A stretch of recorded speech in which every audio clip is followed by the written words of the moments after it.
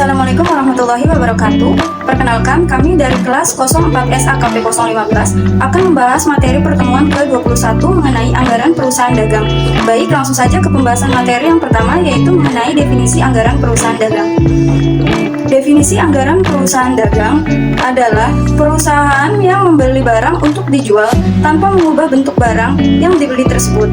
Penyusunan anggaran perusahaan dagang lebih sederhana dibandingkan dengan penyusunan anggaran pada perusahaan manufaktur karena dalam perusahaan dagang tidak terdapat istilah bahan baku, tenaga kerja langsung, overhead pabrik, produk jadi, dan produk dalam proses. Anggaran induk perusahaan dagang. Anggaran induk perusahaan dagang terdiri dari beberapa anggaran yang saling berkaitan dan disusun secara menyeluruh untuk mencapai tujuan keuangan dan operasional perusahaan.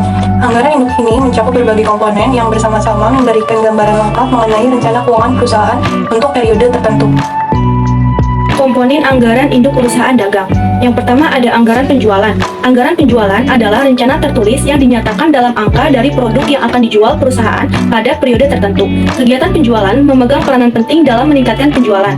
Yang kedua, anggaran pembelian adalah anggaran yang direncanakan secara terperinci tentang pembelian barang dagang selama periode yang akan datang, yang ada di dalamnya meliputi rencana tentang barang dagang yang akan dibeli dan waktu atau kapan barang dagang tersebut akan dibeli.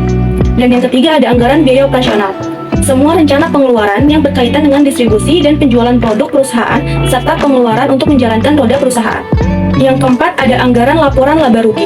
Menurut M. Nafarin, tahun 2004, anggaran laba rugi adalah suatu anggaran yang memuat ringkasan proyeksi dari berbagai komponen pendapatan dan biaya selama periode anggaran.